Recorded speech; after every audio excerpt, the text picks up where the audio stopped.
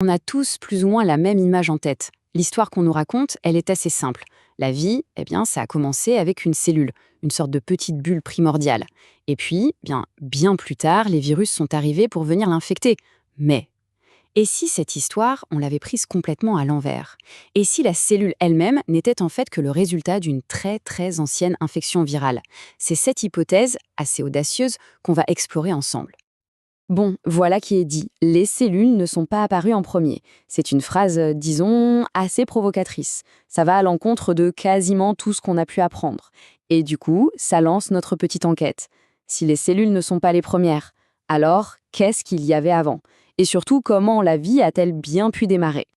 Alors, pour comprendre ça, il faut faire un petit voyage dans le temps. Un très très grand voyage. On oublie tout ce qu'on connaît de la vie aujourd'hui et on plonge littéralement dans la fameuse soupe primordiale de la Terre primitive. Imaginez un monde purement chimique, complètement chaotique, bouillonnant. À cette époque-là, les grandes stars, ce n'étaient ni l'ADN ni les protéines. Non, les vrais acteurs principaux, c'étaient les ribosymes. Il faut s'imaginer une sorte de molécule couteau suisse, un truc tout en un. C'est à la fois le plan de l'architecte, capable de garder l'information, et en même temps, c'est l'ouvrier sur le chantier qui assemble les briques. C'est ça, le fameux monde à ARN. Au tout début, ces ribosymes, ils flottaient un peu au hasard, comme ça. Mais les plus efficaces d'entre eux, ils ont fini par trouver refuge dans des sortes de compartiments. Mais attention, on ne parle pas encore de vraies cellules, pas du tout. Il faut plutôt s'imaginer des bulles de lipides, un peu comme des bulles de savon, ou même des petites fissures dans la roche.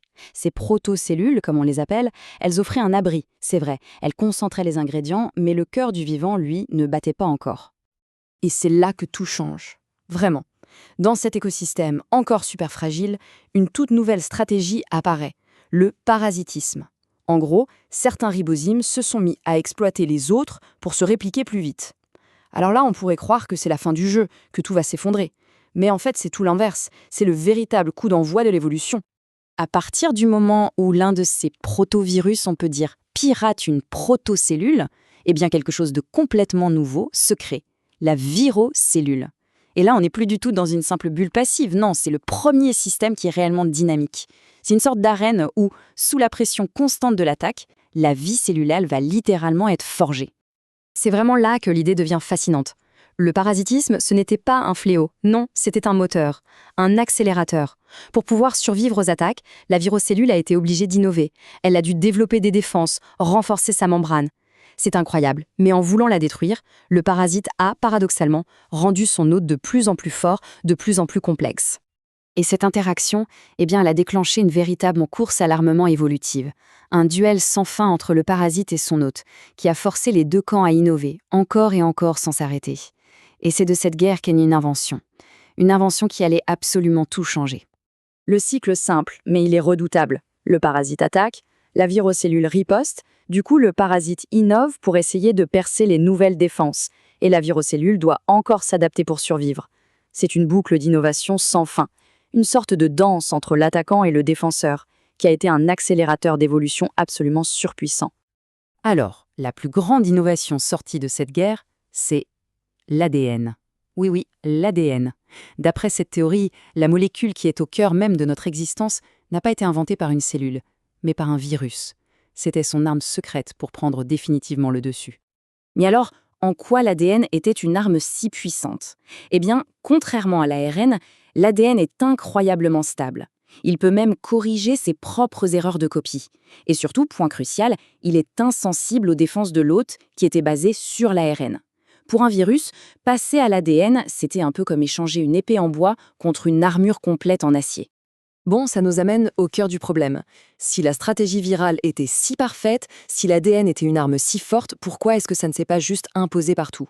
Pourquoi est-ce que le virus a fini par, entre guillemets, devenir la cellule qui l'attaquait? Qu'est-ce qui a bien pu provoquer un retournement de situation aussi radical? C'est la question qui tue. Pourquoi abandonner une stratégie qui gagne à tous les coups? Pourquoi cesser d'être un prédateur pour, au final, devenir sa propre proie? La réponse, en fait, elle se cache dans un trésor. Un trésor que le virus convoitait, mais qu'il ne pouvait ni détruire, ni emporter avec lui. Et cette pièce à conviction, c'est le ribosome. C'est l'usine qui fabrique les protéines, tout simplement. Le cœur de cette machine est un véritable fossile vivant du monde ARN. C'est plus ancien que l'ADN, plus ancien que les membranes complexes, plus ancien que quasiment tout le reste. C'était, en quelque sorte, le joyau de la couronne de la virocellule. Et c'est exactement là que se trouve le dilemme du virus. Le ribosome, c'était une machine beaucoup trop grosse, beaucoup trop complexe pour être codée dans le génome du virus, ou pour être volée. Sauf que le virus en avait absolument besoin pour se répliquer. Donc pour garder l'accès à l'usine, il fallait à tout prix protéger le bâtiment. La stratégie du je pille et je détruis, ça ne marchait plus. Ce n'était plus viable. La solution à ce dilemme, elle est juste géniale. La division cellulaire, d'après cette théorie, n'a pas été inventée pour qu'un organisme se reproduise, non.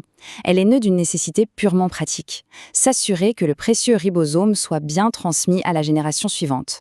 Le virus a compris qu'il valait mieux dupliquer le bâtiment tout entier pour être sûr d'avoir toujours une usine fonctionnelle. La division est née pour hériter du ribosome. Bon, maintenant, on a toutes les pièces du puzzle. On peut essayer d'assembler le scénario complet de la naissance de la toute première cellule, notre ancêtre commun à tous. Alors, attention, ça ne s'est pas fait du jour au lendemain. La transition a été progressive. Au début, il y a sûrement eu des divisions un peu accidentelles qui ont permis de sauver les ribosomes. Très vite, la sélection naturelle a compris que c'était une stratégie gagnante. Et finalement, un système stable a émergé.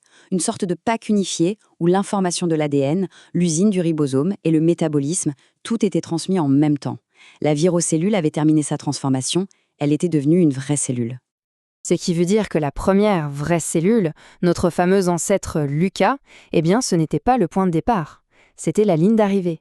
C'était le survivant d'une guerre évolutive longue et violente.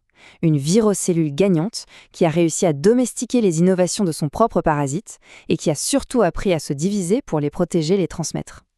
La conclusion de tout ça, elle est assez radicale, il faut bien l'avouer. Les virus ne seraient pas de simples produits dérivés de la vie apparus après. D'une certaine manière, la vie cellulaire elle-même serait un produit des virus. C'est une idée qui change complètement notre perspective sur l'origine et sur la nature même du vivant.